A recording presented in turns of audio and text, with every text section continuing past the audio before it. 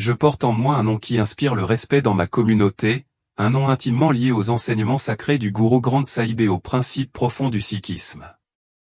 Depuis le tout début de ma vie, ma foi a été ma force directrice, pas un chemin choisi simplement pour la croissance personnelle mais un chemin qui existe pour le service des autres. Au plus profond de mon cœur, j'ai toujours cru que notre but ici est de favoriser l'égalité, de pratiquer le seva ou le service désintéressé et de reconnaître la lumière divine dans l'âme de chaque être vivant. Le sikhisme nous enseigne que Dieu est un, que Waheguru, l'Éternel, réside en toutes choses. Cette croyance profonde a toujours été la pierre angulaire de mon existence, façonnant mon identité et guidant mes actions. Chaque journée commençait pour moi par l'Enrivelat, les heures sacrées avant l'aube, passées en méditation silencieuse et en récitation du Japji Sahib. Dans ces moments précieux, je me sentais plus proche de Waheguru, comme si la présence divine qui unit toute la création m'entourait. Lorsque le soleil se levait enfin, je dirigeais le Sangha, la communauté, dans le kirtan, en chantant des hymnes qui parlaient d'amour, d'humilité et de la vérité éternelle qui réside en chacun de nous. La joie que je trouvais à guider les autres, à les aider à surmonter leurs difficultés et à les orienter vers la lumière de Waheguru est devenue une partie intrinsèque de mon être. Ma vie, bien qu'humble, était une vie de discipline et de détermination, profondément façonnée par les enseignements intemporels des 10 gourous. Je portais les 5 articles de la foi ou les 5 K avec un sentiment de fierté, chacun symbolisant mon engagement à vivre une vie d'intégrité, de dévotion et de service. En tant que leader, je portais la confiance de ma communauté comme un manteau sacré. Les gens venaient à moi avec leur joie, leurs peines et leurs incertitudes, et je leur offrais une sagesse tirée directement du gourou Granth Sahib, m'efforçant toujours de partager les enseignements qui m'avaient façonné. Malgré mon engagement indéfectible envers le sikhisme, il y avait des moments où des questions silencieuses persistaient dans mon esprit. J'avais un profond respect pour toutes les religions, car le sikhisme nous enseigne à voir la vérité dans chaque chemin, mais je restais inébranlable dans ma croyance que le sikhisme était le moyen ultime d'atteindre l'épanouissement spirituel. Bien que j'admirais les enseignements de Jésus, ils me semblaient lointains, en désaccord avec ma compréhension de Dieu. Pour moi, Jésus était un enseignant sage, peut-être un prophète, mais certainement pas divin. Le concept chrétien du salut par la grâce me semblait étranger par rapport à l'accent mis par le sikhisme sur le karma, la vie juste et le service désintéressé. La vie, pour la plupart, suivait un rythme prévisible jusqu'à un jour fatidique où tout a changé. Cela a commencé comme une matinée ordinaire, avec des prières et le bourdonnement familier de la vie au Gurdwara, mais dans l'après-midi, mon monde entier a basculé. Je revenais d'une ville voisine après une réunion communautaire lorsque l'accident s'est produit. Le moment est maintenant flou où il y a eu le crissement des pneus, la lumière éblouissante du soleil se reflétant sur le pare-brise, puis le bruit assourdissant de l'accident. La voiture a dérapé et, en une fraction de seconde, j'ai été envahi par un profond sentiment de vulnérabilité, la prise de conscience qu'aucune préparation ni aucun contrôle ne pourrait me protéger de ce qui se passait. Lorsque le véhicule s'est finalement arrêté, tout autour de moi est tombé dans un silence pesant. Ma poitrine brûlait d'une douleur fulgurante, ma respiration était superficielle et erratique. Bien que j'entende des voix lointaines des cris, des appels à l'aide, ces mots semblaient étouffés, comme enveloppés d'un épais brouillard. J'ai essayé de bouger, de parler, mais mon corps refusait de répondre. J'avais l'impression d'être suspendu entre le royaume du conscient et de l'inconscient. Puis, lentement, un calme profond a commencé à m'envelopper. La douleur s'est estompée, remplacée par une sensation éthérée d'apesanteur. Ma vision s'est brouillée et le chaos autour de moi a semblé se dissoudre dans un vide silencieux et sombre. À ce moment-là, je savais que mon corps me trahissait, que je m'éloignais de ce monde. Mais étrangement, je n'éprouvais aucune peur, seulement un sentiment accablant de libération. Alors que l'obscurité s'approfondissait, je me suis retrouvé à réfléchir à ma vie, à ma foi, à ma dévotion à Waheguru. Avais-je vécu de manière juste? Avais-je accompli le but qui m'avait été assigné dans ce monde? Ces pensées tourbillonnaient dans ma conscience alors que je me sentais m'éloigner de plus en plus du monde physique. Mais alors, au milieu de l'obscurité, quelque chose a changé. Une présence, faible mais indéniable, a commencé à émerger. Ce n'était pas Waiguru comme je l'avais toujours imaginé, mais quelque chose de bien plus profond et inconnu. Le sentiment de calme s'est approfondi et je me suis senti attiré vers quelque chose au-delà de la compréhension, quelque chose de bien plus grand que ce que j'aurais pu imaginer. Je sentais ma vie terrestre s'éloigner de plus en plus, et avec elle, la certitude qui m'avait autrefois défini. Une lueur de curiosité a agité mon cœur, quelle était cette présence? Où allais-je? Et puis, alors que ma conscience s'affaiblissait, tout devint noir, ne laissant derrière elle qu'une faible trace de cette chaleur inexplicable. À ce moment-là, je n'avais aucune idée que j'étais au bord d'un voyage qui remettrait en question tout ce à quoi j'avais toujours cru, tout ce à quoi j'avais consacré ma vie. Ce qui m'attendait de l'autre côté était une révélation si profonde, si bouleversante, qu'elle ébranlerait les fondements même de ma foi et changerait le cours de ma vie d'une manière que je n'aurais jamais pu prévoir.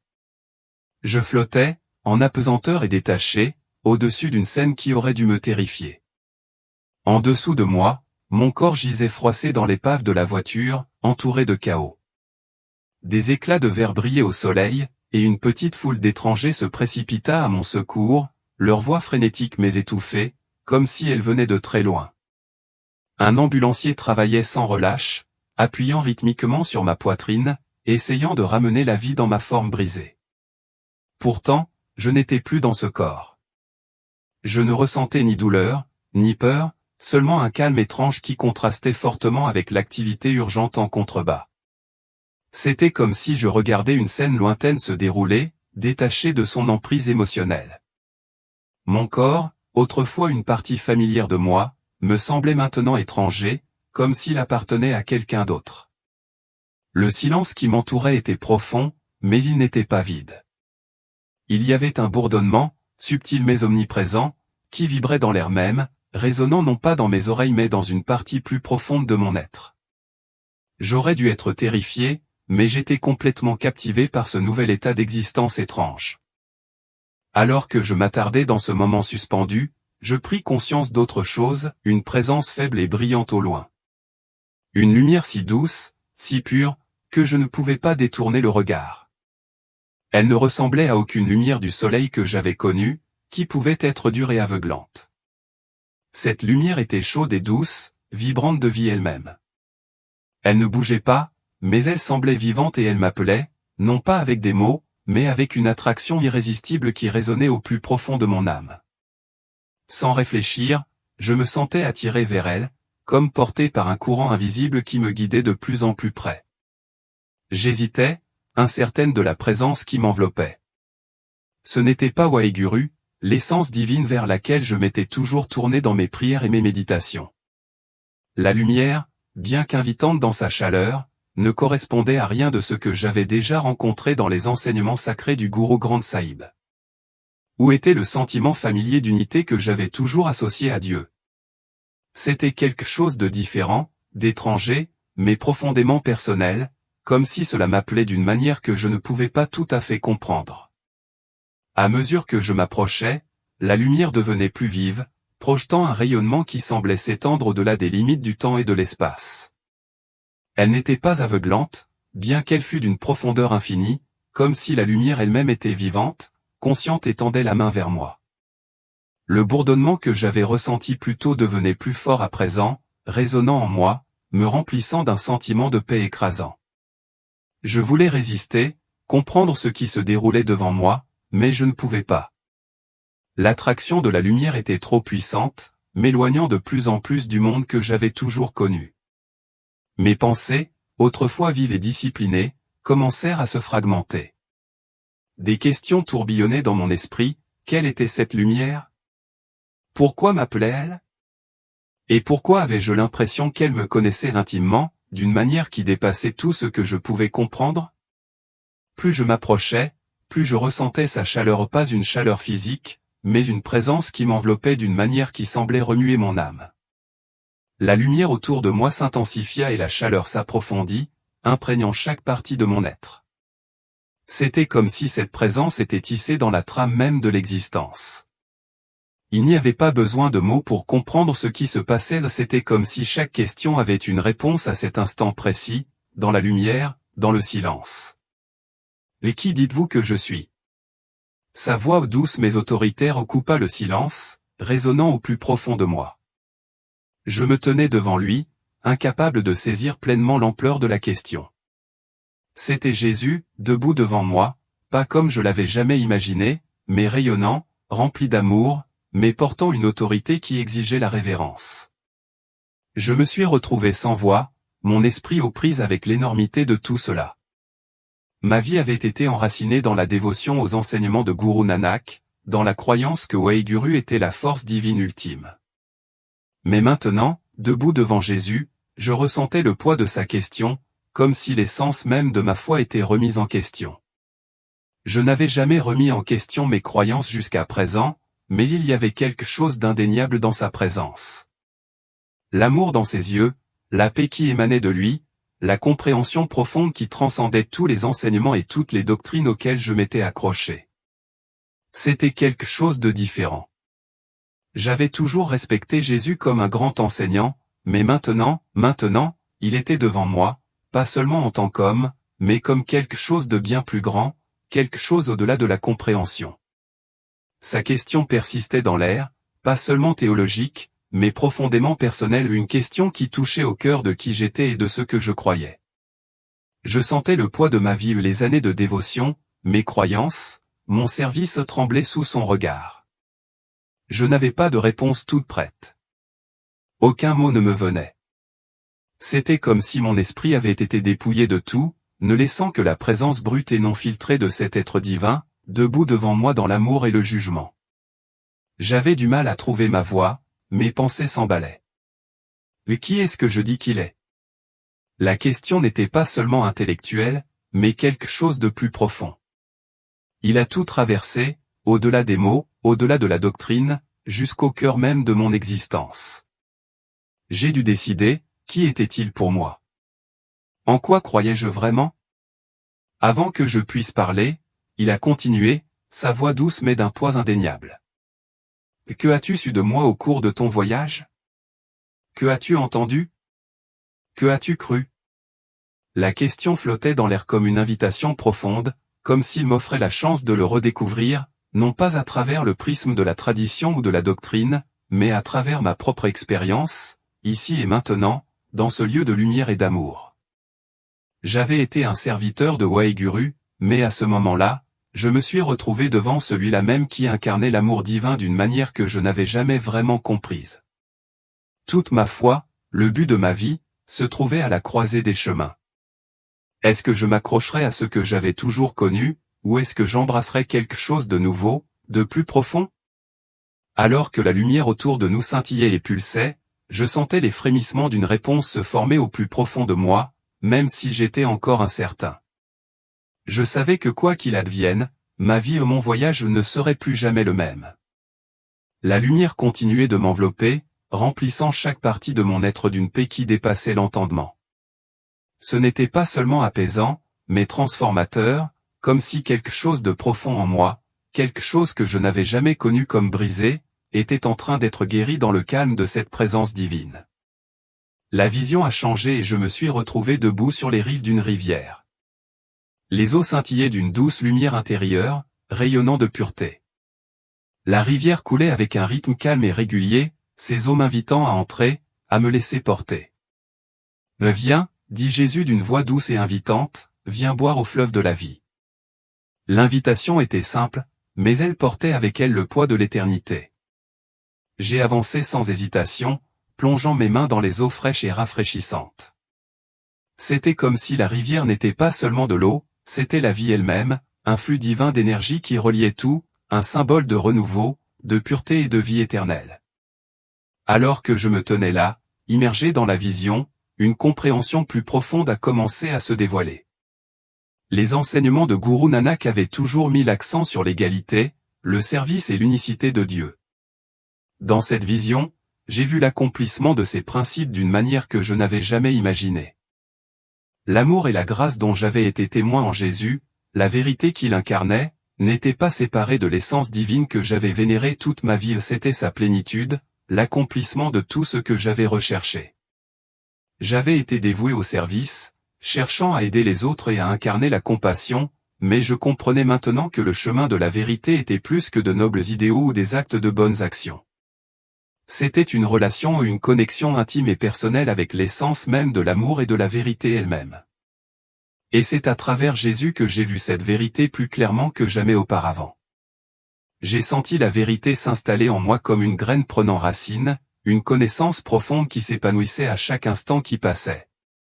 J'avais cherché la vérité par des prières et des actes de service, mais maintenant je comprenais que la vérité n'était pas un idéal abstrait ou une philosophie lointaine. La vérité était vivante et elle avait un nom, Jésus. La vision changea à nouveau et je me retrouvai témoin d'une scène qui transcendait tout ce que j'avais connu. Des gens de tous les horizons, de cultures, d'horizons et de croyances différents, se tenaient ensemble, unis dans l'amour et l'harmonie. Ils n'étaient pas séparés par la race ou la croyance, ils étaient liés par la même vérité divine que je commençais à accepter. Le message était sans équivoque, cette vérité, cet amour, était pour tous, partout. Il n'y avait aucune division dans la présence du divin. J'ai tourné mon regard vers Jésus et, à ce moment-là, une profonde clarté m'a envahi. Ma vie, mon cheminement spirituel, ne consistait plus à m'accrocher à de vieilles croyances ou traditions. Il s'agissait d'accepter la vérité qui m'avait été révélée lors de cette rencontre sacrée. Il s'agissait de le suivre, de marcher à ses côtés et de partager son amour avec le monde. Alors que la vision commençait à s'estomper, j'ai senti une paix descendre sur moi, une paix qui semblait éternelle, et non pas passagère. La lumière autour de moi s'adoucit, devenant plus sereine, mais la présence de Jésus demeurait, rayonnant d'amour et de vérité. J'ai compris que j'avais fait un choix, non seulement de le suivre, mais d'embrasser la plénitude de la vérité divine qu'il incarnait. « Va, dit-il, sa voix douce mais pleine d'une détermination indubitable. Et partage la vérité avec les autres. Qu'ils voient la lumière de l'amour que je t'ai montré. » J'ai hoché la tête, me sentant à la fois humble et forte. Mon voyage avait commencé, et même si je ne savais pas exactement où il me mènerait, je savais que je ne marchais plus seul. Mais la décision n'était pas facile. Chaque partie de moi se sentait prise dans une bataille, mon esprit, mon cœur et mon âme déchirés entre ce que j'avais toujours su et la vérité indéniable qui se tenait devant moi. Le poids du choix semblait lourd, et pourtant l'amour et la grâce qui rayonnaient de Jésus le rendaient à la fois terrifiant et beau. Dans le calme qui a suivi, quelque chose de profond a changé en moi. Ce n'était pas seulement une décision concernant mes croyances, c'était une décision concernant mon cœur. L'amour de Dieu, incarné en Jésus, n'était pas quelque chose à gagner ou à comprendre à travers une vie d'actes justes. C'était un don, pur et inconditionnel, qui ne demandait rien d'autre que l'acceptation. La vision du paradis, la paix, l'unité, ce n'était pas seulement un lieu ou une récompense. C'était la manifestation de l'amour de Dieu dans sa forme la plus complète, un amour qui cherchait à guérir les blessures de l'humanité et à offrir une nouvelle vie bien au-delà de tout ce que j'avais connu jusque-là. Alors que je me tenais là, enveloppé dans la présence de Jésus, j'ai senti les fardeaux que j'avais portés toute ma vie commencer à se dissoudre. Le poids des efforts, l'incertitude, la peur du jugement, tout a commencé à s'alléger. J'ai réalisé que je n'avais pas besoin de faire mes preuves. Je n'avais pas besoin de gagner l'amour de Dieu. Tout ce que j'avais à faire, c'était de l'accepter. La grâce dont parlait Jésus ne consistait pas à atteindre la perfection, il s'agissait d'acceptation. C'était l'amour radical et immérité de Dieu, offert à moi et à tous ceux qui le recevraient. « L'accepteras-tu » demanda encore Jésus, d'une voix douce mais inébranlable. Les larmes ont commencé à couler, non pas de tristesse, mais d'une prise de conscience bouleversante de ce qui m'avait été offert, cet amour immense et insondable.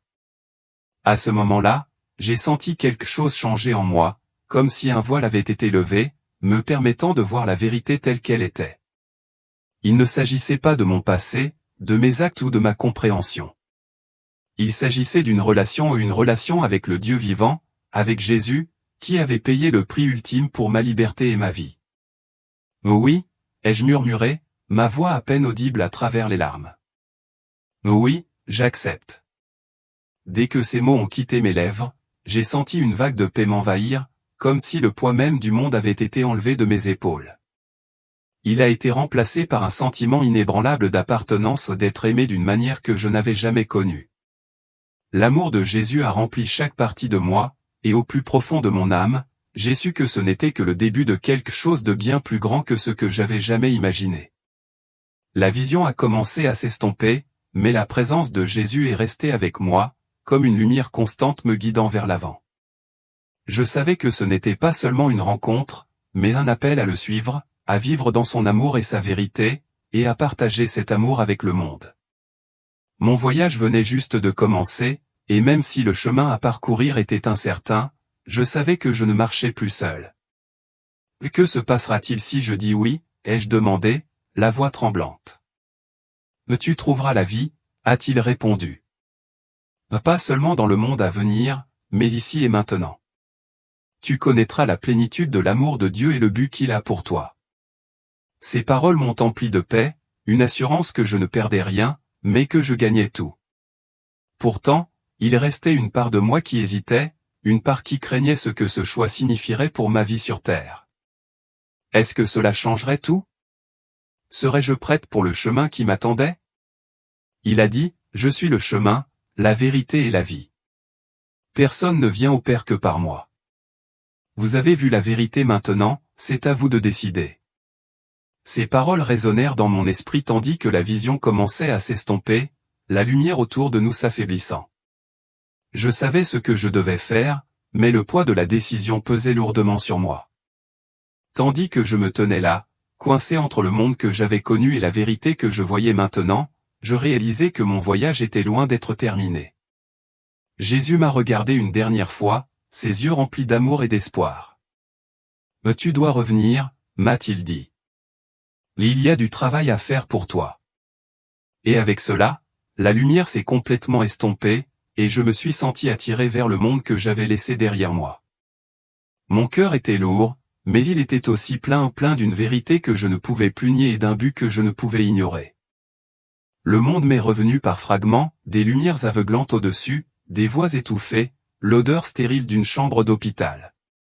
J'ai cligné des yeux, ma vision brouillée, tandis que les formes autour de moi commençaient à s'affiner. Ma famille était là, leur visage un mélange de soulagement et d'incrédulité. Une infirmière s'est penchée vers moi, sa voix calme mais ferme, me demandant comment je me sentais. Je voulais répondre, mais le poids de ce que j'avais vécu pesait sur moi, rendant les mots difficiles. Au fil des heures et du chaos de mon réveil soudain, l'énormité de ce qui s'était passé a commencé à prendre le dessus. Ma famille était ravie que je sois en vie, mais j'avais du mal à comprendre ce qu'ils disaient. Mon esprit n'était pas dans cette pièce, il était toujours dans la lumière, avec la présence de Jésus, avec les visions du paradis et de l'enfer. Tout ce que j'avais vu me semblait plus réel que le monde dans lequel je me trouvais maintenant, et pourtant je ne parvenais pas à comprendre comment le concilier avec ma vie de prêtre sikh. J'avais passé des décennies à enseigner les principes du sikhisme, l'unité, l'égalité et le service à l'humanité. Le gourou Granth Sahib avait été mon guide, et ma foi avait été le fondement de tout ce que je croyais à propos de Dieu. Et pourtant, dans un moment de pure clarté, j'avais vu quelque chose qui allait au-delà de mes enseignements, quelque chose qui remettait en question toutes mes croyances. Je ne pouvais pas l'ignorer, mais je ne savais pas non plus comment y faire face. Les premiers jours après ma guérison ont été flous. Ma famille n'arrêtait pas de me demander ce qui s'était passé, mais je ne trouvais pas les mots pour l'expliquer. Comment leur dire que j'avais rencontré Jésus, que j'avais vu le paradis et l'enfer, que tout ce que je pensais savoir sur le salut avait été bouleversé? Je craignais leur réaction. Penseraient-ils que j'avais perdu la tête? Me rejetteraient-ils en tant que prêtre, en tant que père, en tant que leader de notre communauté? La nuit, quand la maison était silencieuse, je me surprenais à repasser cette rencontre dans ma tête. J'entendais encore les paroles de Jésus, son invitation à le suivre, son explication de la grâce et du salut. Les visions du paradis et de l'enfer étaient gravées dans ma mémoire, aussi vives que le jour où je les avais vues. Je voulais les considérer comme un rêve, une hallucination provoquée par le traumatisme d'avoir frôlé la mort, mais je ne pouvais pas. C'était trop réel, trop profond pour être autre chose que la vérité. La lutte intérieure était insupportable. Pendant la journée, je continuais mes devoirs de prêtre, dirigeant les prières et guidant les autres dans leur foi, mais mon cœur n'y était pas. Chaque fois que j'ouvrais le Guru Granth Sahib, je ressentais un pincement au cœur, non pas parce que je n'appréciais plus ses enseignements, mais parce que je les voyais désormais sous un jour différent. L'unité de Dieu en laquelle j'avais toujours cru me semblait soudain incomplète sans Jésus. L'accent mis sur les bonnes actions et le karma me semblait insuffisant par rapport à la grâce que j'avais ressentie dans la lumière. Une nuit, incapable de dormir, j'ai quitté ma chambre en silence et j'ai récupéré une Bible qui m'avait été offerte des années auparavant par un ami chrétien. À l'époque, je l'avais acceptée par respect, mais je ne l'avais jamais ouverte, la considérant comme sans rapport avec ma foi. Maintenant, en la tenant entre mes mains, j'avais l'impression de tenir quelque chose de sacré, quelque chose que j'avais négligé pendant bien trop longtemps. Je l'ouvris avec hésitation, ne sachant pas par où commencer. Mes yeux tombèrent sur un passage de l'évangile de Jean, « Je suis le chemin, la vérité et la vie. Nul ne vient au Père que par moi. » Ces mots me frappèrent comme un coup de foudre, faisant écho à ce que Jésus m'avait dit dans la lumière. Je l'ai lu encore et encore, ressentant à chaque fois leur poids plus profondément. Est-ce que cela pouvait vraiment être vrai? Jésus pouvait-il vraiment être le chemin vers Dieu? Au cours des nuits suivantes, je lus davantage la Bible, en commençant par les évangiles, les histoires de la vie de Jésus, ses enseignements, les miracles résonnèrent en moi d'une manière que je ne pouvais pas expliquer. Je vis des parallèles entre son message et les principes que j'avais toujours valorisés, l'amour, l'humilité, le service et le sacrifice. Mais il y avait quelque chose de plus, quelque chose qui allait au-delà de la moralité et du devoir. C'était la grâce, un amour inconditionnel et non mérité qui offrait le salut, non pas à cause de ce que nous faisions, mais à cause de qui est Dieu. En lisant, j'ai commencé à voir ma rencontre avec Jésus sous un jour nouveau. Les visions du paradis et de l'enfer ne concernaient pas seulement ce qui nous attendait après la mort, elles étaient un appel à choisir la vie, à accepter le don que Dieu nous avait offert par son Fils.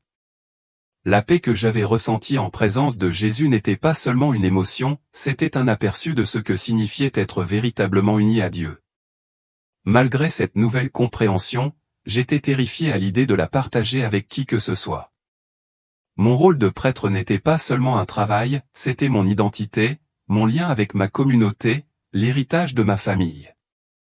Admettre que j'avais rencontré Jésus, que je commençais à croire en son message, c'était comme trahir tout et tout ce que j'aimais. Mais je savais aussi que garder le silence serait une trahison de la vérité qui m'avait été montrée. Un jour, j'ai décidé de me confier à quelqu'un en qui j'avais une confiance profonde, un vieil ami nommé Raj, qui avait été prêtre comme moi avant de prendre sa retraite. Raj était sage, compatissant et ouvert d'esprit, quelqu'un qui m'avait toujours encouragé à rechercher la vérité, même si cela était inconfortable. Je l'ai invité chez moi sous prétexte de prendre des nouvelles, mais au fil de notre conversation, je me suis retrouvé à m'ouvrir d'une manière à laquelle je ne m'attendais pas. Je lui ai parlé de l'accident, de la lumière, de ma rencontre avec Jésus. En parlant, j'ai vu son expression passer de la curiosité à l'étonnement. Quand j'ai fini, il y a eu un long silence. Je me suis préparé à sa réponse, craignant le jugement ou l'incrédulité. Au lieu de cela, Raj a posé une main sur mon épaule et m'a dit, « La vérité n'est pas liée à la tradition. Si ce que tu as vécu t'a rapproché de Dieu, alors tu dois la suivre, peu importe où elle te mène. » Ces paroles étaient à la fois réconfortantes et stimulantes. Elles m'ont donné le courage de continuer à explorer ma foi, mais elles m'ont également fait comprendre que mon cheminement ne serait pas facile. Je devrais faire face à des questions, des critiques et peut-être même au rejet. Mais je ne pouvais pas laisser la peur me retenir. La vérité était trop importante. Cette nuit-là, alors que je priais, j'ai ressenti une paix que je n'avais pas éprouvée depuis ma rencontre avec Jésus. C'était comme s'il me rassurait, me guidait, me rappelait que je n'étais pas seul. Pour la première fois, je me sentais prête à passer à l'étape suivante, partager mon histoire plus ouvertement, pour laisser les autres voir la transformation qui se produisait en moi. En m'allongeant pour dormir, je savais que ma vie était sur le point de changer d'une manière que je ne pouvais pas entièrement anticiper. Mais je savais aussi que j'étais sur le bon chemin, le chemin de la vérité, le chemin de la grâce, le chemin que Jésus m'avait montré. Et pour la première fois depuis longtemps, je me sentais vraiment libre. La décision de partager mon histoire m'a semblé monumentale, comme si je me tenais au bord d'une falaise, incertaine de ce qui m'attendait de l'autre côté.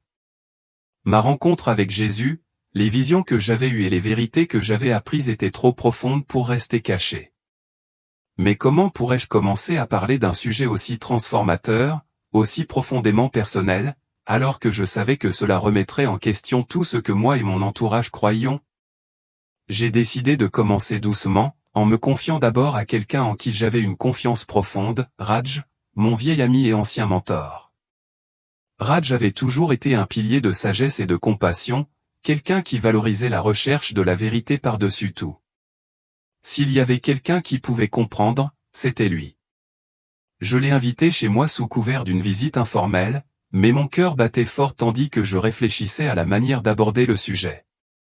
Nous nous sommes assis l'un en face de l'autre, en sirotant du thé, et pendant un moment, nous avons parlé de choses familières, la famille, la communauté et les derniers événements. Mais lorsque la conversation s'est calmée, j'ai su qu'il était temps. Prenant une profonde inspiration, j'ai commencé à raconter mon expérience. Je lui ai parlé de l'accident, de la lumière et de la rencontre avec Jésus. J'ai décrit les visions du paradis et de l'enfer, la révélation de la grâce et l'invitation personnelle que j'avais reçue à suivre Jésus. Tandis que je parlais, j'ai vu l'expression de Raj passer de la curiosité à l'étonnement. Il écoutait attentivement, les sourcils froncés par la réflexion, et quand j'ai finalement terminé, il y a eu un long silence. Je me suis préparé à sa réponse, craignant qu'il ne me rejette ou, pire, qu'il ne me considère comme ayant abandonné notre foi. La vérité n'est pas liée à la tradition, a-t-il finalement dit, la voix mesurée. Ce que tu as vécu ne ressemble à rien de ce que j'ai jamais entendu, mais j'ai toujours cru que la vérité est plus grande que la tradition. Si c'est le chemin que Dieu t'a montré, alors tu dois le suivre, aussi difficile soit-il. Ces paroles étaient à la fois réconfortantes et stimulantes. Elles ont confirmé mon expérience tout en me rappelant que le chemin à parcourir ne serait pas facile. Mais elles m'ont aussi donné le courage de franchir l'étape suivante. Si quelqu'un d'aussi sage et pragmatique que Raj pouvait accepter mon histoire, peut-être que d'autres le pourraient aussi. Encouragé par cette première conversation, j'ai commencé à explorer le christianisme plus en profondeur. Je me suis retrouvé attiré par les services chrétiens, au début j'y assistais de manière anonyme, assis au fond de petites églises où je pouvais observer sans attirer l'attention. Les messages que j'entendais résonnaient profondément en moi, faisant écho aux vérités que j'avais rencontrées dans la lumière. L'accent mis sur la grâce, l'amour et le salut me semblaient être une continuation de ce que Jésus m'avait révélé. En même temps, j'ai commencé à étudier la Bible avec la même discipline que j'avais appliquée au Guru Granth Sahib. J'ai lu les évangiles, captivé par la vie et les enseignements de Jésus. Sa compassion, son humilité et son sacrifice correspondaient aux valeurs que j'avais toujours chéries dans le sikhisme. Mais il y avait quelque chose de plus, un sentiment de complétude, de dessein divin que je n'avais pas pleinement compris auparavant. J'ai également commencé à voir des parallèles entre les deux religions, la croyance sikh en l'unité, le service désintéressé et l'amour de l'humanité. J'ai trouvé un écho dans les enseignements de Jésus sur l'amour du prochain et le service des autres, mais le concept de grâce, un amour inconditionnel et non mérité qui offre le salut, a été quelque chose d'unique et de transformateur. Il a remis en question ma croyance profondément ancrée en la justice, dans l'idée que nos actes seuls déterminent notre destin. La grâce, telle que je l'ai comprise, ne consiste pas à gagner la faveur de Dieu, mais à accepter son don. En approfondissant mon christianisme, j'ai ressenti une conviction croissante de partager mon expérience avec davantage de personnes. J'ai commencé à parler avec des amis proches, en choisissant soigneusement ceux qui, selon moi, pourraient être ouverts à entendre mon histoire. Les réactions ont été variées. Certains ont écouté avec curiosité, posant des questions réfléchies sur ce que j'avais vu et appris. D'autres étaient sceptiques, luttant pour concilier mon récit avec leur compréhension de la foi. Quelques-uns étaient dédaigneux, leurs réponses teintées d'incrédulité ou de malaise. Mais même les réactions sceptiques ne m'ont pas découragé. Au contraire, elles ont renforcé ma détermination. J'ai réalisé que partager mon histoire ne visait pas à convaincre les autres, mais à semer des graines de réflexion et à encourager le dialogue sur la foi, la vérité et le salut. Je n'essayais pas de démanteler les croyances de qui que ce soit, j'offrais simplement mon propre parcours comme témoignage de la puissance de la grâce de Dieu. L'une des conversations les plus difficiles que j'ai eues a eu lieu avec un membre de ma communauté, quelqu'un qui m'avait toujours admiré en tant que leader spirituel. Lorsque je lui ai raconté mon expérience, sa première réaction a été le choc.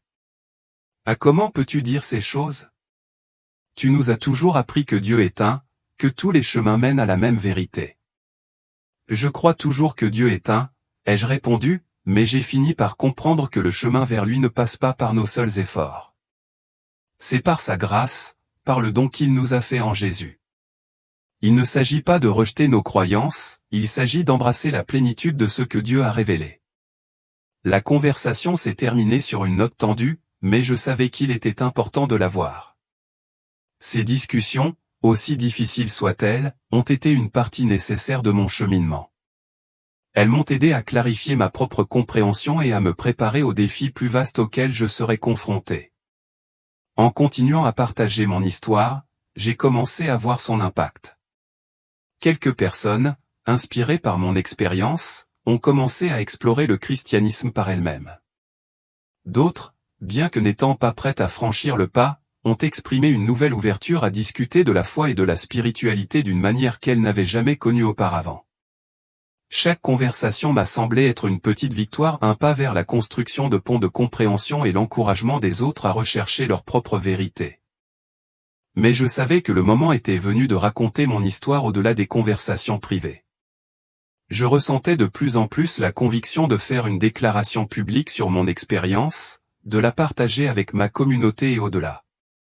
C'était une perspective intimidante. Je savais que cela entraînerait des critiques, peut-être même du rejet. Mais je savais aussi que c'était ce à quoi j'étais appelé. Un soir, alors que j'étais assis en prière, j'ai ressenti un profond sentiment de paix m'envahir. C'était comme si Jésus me rassurait, me rappelant que je n'étais pas seul. Le dit la vérité, semblait dire le message. Fais-moi confiance et je te guiderai. Forte de cette assurance, j'ai commencé à me préparer à partager mon histoire publiquement. Je ne savais pas quelle serait la réaction, mais je savais que la vérité que j'avais rencontrée était trop puissante pour la garder pour moi. Ce n'était pas seulement mon histoire, c'était un témoignage du pouvoir transformateur de la grâce de Dieu, un message d'espoir et de salut que je me sentais obligé de partager avec le monde. À l'approche du jour de mon témoignage public, j'ai ressenti un mélange de nervosité et d'impatience. Mais plus que tout, je me sentais prête à dire la vérité, prête à affronter tous les défis qui m'attendaient, prête à accomplir la mission qui m'avait été confiée. Le moment où j'ai pleinement accepté Jésus comme mon sauveur n'avait rien à voir avec ce que j'avais connu jusque-là. J'avais l'impression qu'un poids que je ne savais pas porter avait été enlevé de mon âme. La paix et le but qui ont suivi ont été transformateurs, contrairement à tout ce que j'avais rencontré au cours d'années de méditation, de service ou de prière. À ce moment-là, je me suis sentie vraiment vivante, connectée à un amour divin qui transcendait la compréhension.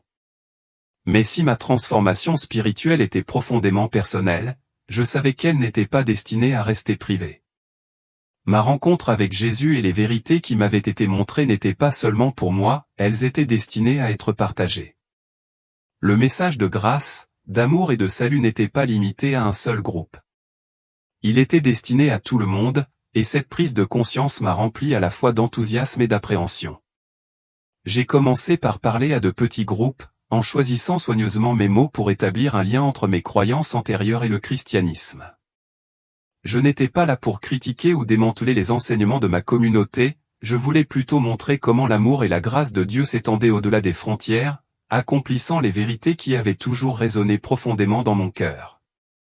Pour beaucoup de membres de ma communauté, le concept de la grâce divine était à la fois familier et étranger. Les enseignements du service désintéressé et de la méditation sur le nom de Dieu correspondaient étroitement à l'accent chrétien sur l'amour et l'adoration. Mais l'idée que le salut pouvait venir par la grâce seule, par un don plutôt que par des actes, était transformatrice. Il ne s'agissait pas de gagner la faveur de Dieu, mais de l'accepter. Cette idée remettait en question des croyances de longue date, mais je sentais que c'était la vérité que j'étais appelé à partager.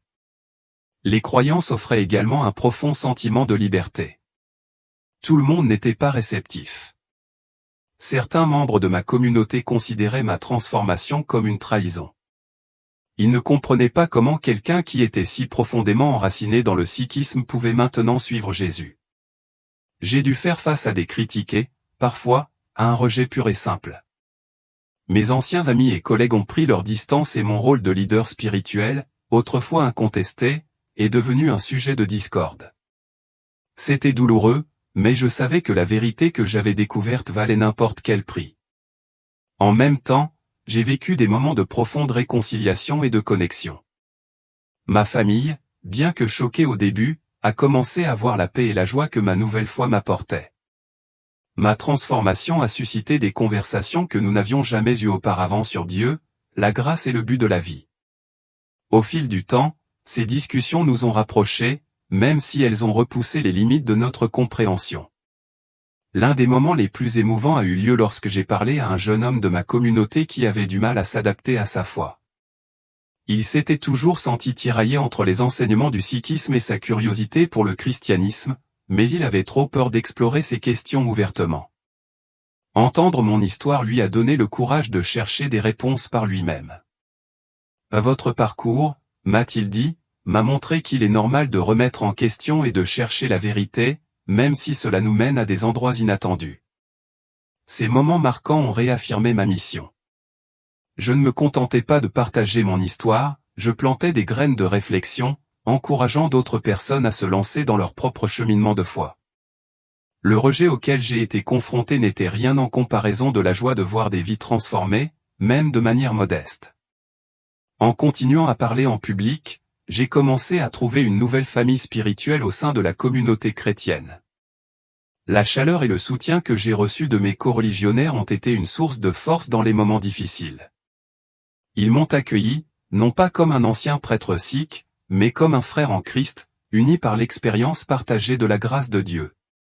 Parallèlement, je me suis efforcé de maintenir un dialogue respectueux avec ma communauté sikh. J'ai souligné que mon parcours ne consistait pas à abandonner mes racines, mais à accepter la plénitude de la révélation de Dieu. J'ai parlé des valeurs communes que nous partagions, l'amour, le service et la dévotion et de la manière dont elles se réalisaient dans le message de Jésus. Alors que certains restaient sceptiques, d'autres ont commencé à voir les parallèles et les possibilités d'une compréhension plus approfondie. À mesure que mon histoire atteignait un public plus large, je me suis senti appelé à en faire plus. J'ai commencé à écrire sur mon expérience, dans l'espoir d'atteindre ceux qui ne m'entendraient peut-être jamais parler en personne. J'ai collaboré avec d'autres personnes qui avaient vécu des rencontres frôlant la mort et des transformations spirituelles, amplifiant le message de l'amour et de la grâce de Dieu. Ensemble, nous avons créé des plateformes où des personnes de tous horizons pouvaient partager leurs histoires et explorer la foi sans crainte de jugement.